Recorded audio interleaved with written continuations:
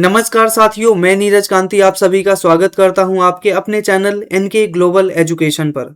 साथियों, आज है 23 मार्च और आज के दिन ही भगत सिंह, राजगुरु और सुखदेव को ब्रिटिश सरकार के द्वारा फांसी चढ़ाई गई थी। और इसी दिवस को हम मार्टियर्स डे यानी भगत सिंह, सुखदेव और राजगुरु की शहादत दिवस के रूप में मनाया जाता है। साथियों, अगर हम स्पेसिफिक डे की बात करें तो 23 मार्च 1931 में भगत सिंह, राजगुरु और सुखदेव को फांसी प्रदान की गई थी। और यहाँ पर लाहौर के सेंट्रल जेल में ये पूरा का पूरा जो कार्य है वह हुआ था। और यह जो इनको फांसी दी गई थी वह बेसिकली जो एंटी कॉलोनियल और रिवोल्यूशनरी एक्टिविटीज ब्रिटिश सरकार के खिलाफ चलाई जा रही थी उसके संदर्भ में इनको फांसी दी गई थी। तो भारत को आज़ाद कराने के लिए इन तीनों जो महापुरुष हैं उनकी शहादत को याद रखते हुए हम हर साल 23 मार्च को शहादत दिवस मनाते हैं। साथियों, अगर हम इसमें बेसिकली भगत सिंह के बारे में बात करें तो इनका जो जन्म है वह 28 सितंबर 1907 को होता है और एक पैट्रियोटिक सिख फैमिली के अंदर इनका जन्म देखने को मिलता है। अगर इनके फादर की बात करें और अंकल यानी चाचा की बात करें तो यह भी ब्रिटिश सरकार के खिलाफ जो एक्टिविटीज हैं यानी भारत को आज़ाद कराने के लिए जो एक्टिविटीज हैं, एंटी कॉलोनियल मूवमेंट है, उसके अंदर इनका भी महत्वपूर्ण योगदान हमें देखने को मिलता है। और यहीं से जो भगत सिंह है उनको अर्लियर पॉलिटिकल एक्सपोजर मिलता है ब्रिटिश सरकार के खिलाफ। और यही नहीं, आगे के समय में क्या होता है कि जलियांवाला बाग हत्याकांड होता है 13 अप्रैल 1919 को। फिर आगे चल के लाला लाजपत राय की हत्या हो जाती है और इन दोनों ही घटनाओं ने जो भगत सिंह है उनको काफी हद तक प्रभावित किया ब्रिटिश सरकार के खिलाफ। इसमें यहाँ पर हमें देखने को मिलता है कि जो भगत सिंह है वह हिंदुस्तान सोशलिस्ट रिपब्लिक एसोसिएशन से संबंधित थे और इसी के साथ साथ इन्होंने इंकलाब जिंदाबाद का नारा दिया था। अगर हम बात करें भगत सिंह के द्वारा बेसिक जो रिवोल्यूशनरी एक्टिविटीज हैं उनके बारे में तो हमें सबसे पहले नजर आता है कि भगत सिंह के द्वारा 1922 में जो नॉन कोऑपरेशन मूवमेंट है उसके अंदर अपना महत्वपूर्ण भूमिका दी गई। वह गांधी जी को उस समय सपोर्ट किया करते थे, लेकिन जैसे ही चौरी चौरा हत्याकांड के बाद से महात्मा गांधी के द्वारा यह जो इंसिडेंट है इसके बाद से असहयोग आंदोलन को वापस ले लिया गया, यानी नॉन कोऑपरेशन मूवमेंट था उसका विड्रॉवल कर लिया गया।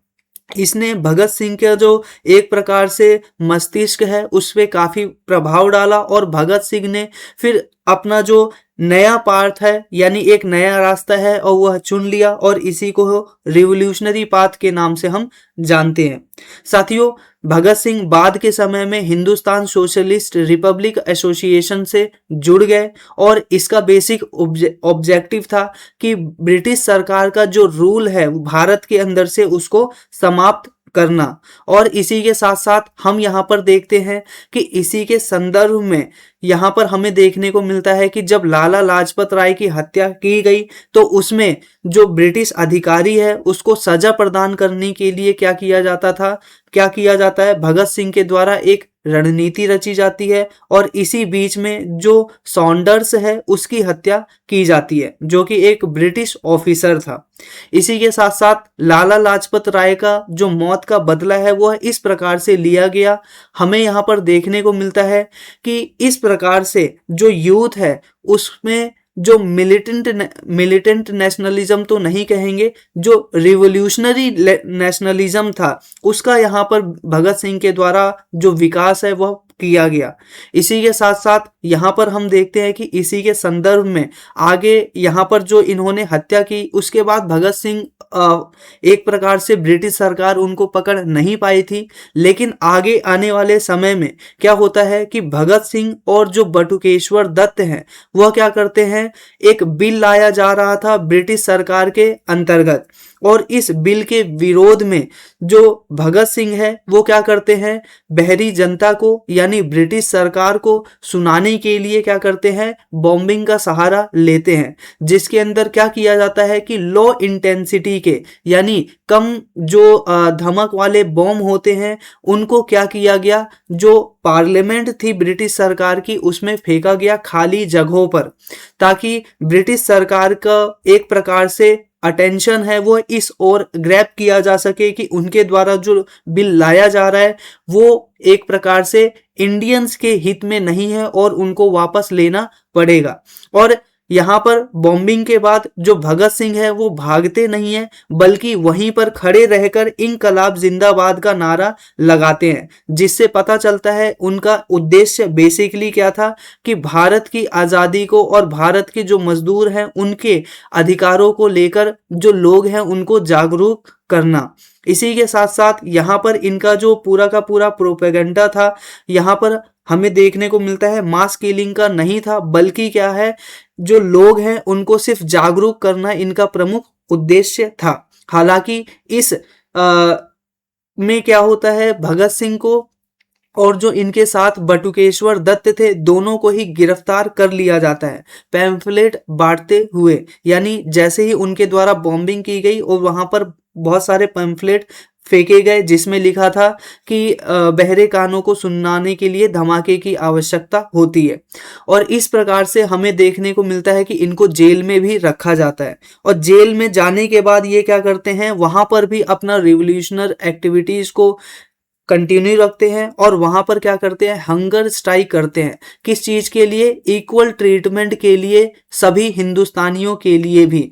यानी जो ब्रिटिश सरकार कैदियों को रखती थी उसके अंदर जो गोरे लोग हैं अंग्रेजों को अलग ट्रीटमेंट दी जाती थी, और जो हिंदुस्तानियों के लिए खाना, अखबार और ये सारी चीजें होती हैं वो अलग होता था। अखबार तो मिलता ही नहीं था। तो ऐसी चीजों पर समानता लाने के लिए भगत सिंह के द्वारा और जो अन्य इनके साथी थे उनके द्वारा क्या किया गया, हंगर स्ट्राइक भी किया गया वहीं जेल के अंदर। और इसी चीज में हमें देखने को मिलता है कि 60 से लेकर 66 दिन यहाँ पर पूरा का पूरा हंगर स्ट्राइक चलता है। इसी के साथ साथ यहाँ पर हमें देखने को मिलता है कि ये जो पूरी की पूरी घटना है आगे चलती रहती है और अंततः 23 मार्च 1931 में इनको फांसी दे दी जाती है। और इनके साथ जो राजगुरु हैं और दूसरी तरफ सुखदेव हैं उनको भी यहाँ पर फांसी दी जाती है। इमेज में आप इनको यहाँ पर देख सकते हैं। इसी के साथ साथ यहाँ पर जब भगत सिंह को फांसी प्रदान की गई थी तो वह 23 साल के थे। साथियों सोच के देखिए, 23 साल की एज में यहाँ पर भगत सिंह का जो एक प्रकार से कॉग्निशन लेवल है वो कितना ज़्यादा, इंटेलेक्चुअल लेवल है वो कितना ज़्यादा हो गया था। यहाँ पर क्या है, इस प्रकार से भगत सिंह एक प्रकार से मैसिव प्रोटेस्ट उनकी इस पूरे के पूरी घटना के बाद हमें यहाँ पर देखने को मिलता है।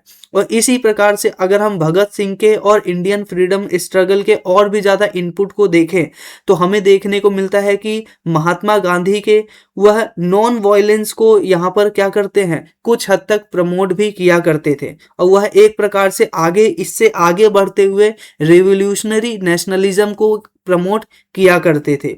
और इसी प्रकार से यहाँ पर हमें देखने को मिलता है कि उनकी जो स्ट्रीम है यानी उनकी धारा है वह गांधी जी की धारा के जो विषय था जैसे नॉन वायलेंस, उससे आगे बढ़कर हमें एंटी कॉलोनियल स्ट्रगल के रूप में देखने को मिलता है एक रिवॉल्यूशन के माध्यम से।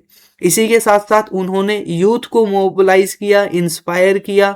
इसी के साथ साथ उनका आइडियोलॉजिकल अगर आइडियोलॉजी के बारे में भी जानोगे तो आपको नजर आएगा कि जो भगत सिंह है वो एक प्रकार से सोशलिज्म के बिलीवर थे।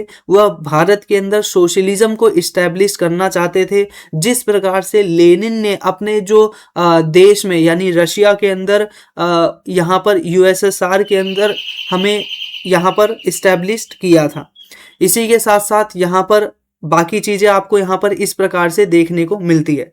साथियों जो भगत सिंह है वो ना सिर्फ एक रिवोल्यूशनरी थे और बल्कि वो क्या थे, एक ग्रेट आइडियोलॉजिकल डेप्थ के साथ भी इस प्रकार के जो एक्टिविटीज थे उसके अंदर इन्वॉल्वमेंट इनकी यहाँ पर नजर आती है।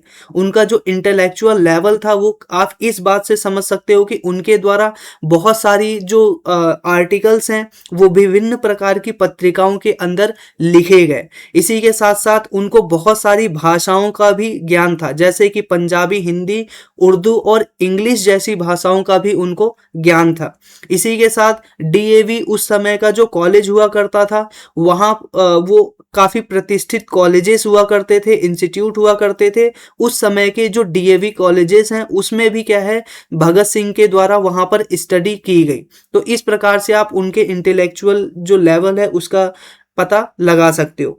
साथियों, जो भगत सिंह है वो बेसिकली कार्ल मार्क्स और जो व्लादिमीर लेनिन है उनकी आइडियोलॉजी के अंदर बिलीव किया करते थे।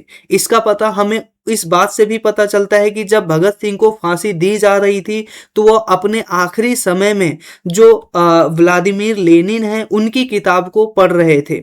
और इसी के साथ साथ यहाँ पर हमें देखने को मिलता है कि उनका जो हार्ड बिलीव है वो साइंटिफिक टेम्पर के अंदर हमें देखने को मिलता है। सेकुलरिज्म के अंदर उनका हार्ड बिलीव देखने को मिलता है और सोशलिज्म के अंदर उनका हार्ड बिलीव देखने को मिलता है। और यही नहीं, उनके द्वारा अपनी एक किताब भी लिखी गई अपने विचारों के संदर्भ में कि वह नास्तिक क्यों है, वाई आई एम एथीस्ट।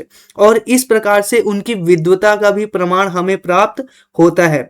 इसी के साथ आप उनके सेकुलर थॉट का इस बात से पता लगा सकते हो कि वह एक सरदार होते हुए भी उन्होंने अपनी जो दाढ़ी मूंछ है वह कटवा ली थी। इसी के साथ साथ हमें यहाँ पर देखने को मिलता है बाकी चीजें, ये हमें इस प्रकार से भगत सिंह की पूरी जीवनी नजर आती है। मुझे उम्मीद है साथियों आपको यह जो पूरा आर्टिकल है पसंद आया होगा। अगर पसंद आया तो वीडियो को लाइक कर दीजिए, चैनल को सब्सक्राइब कर लीजिए। इसी प्रकार की और वीडियोस देखने के लिए मिलते हैं आपसे नेक्स्ट वीडियो में। तब तक के लिए नमस्कार।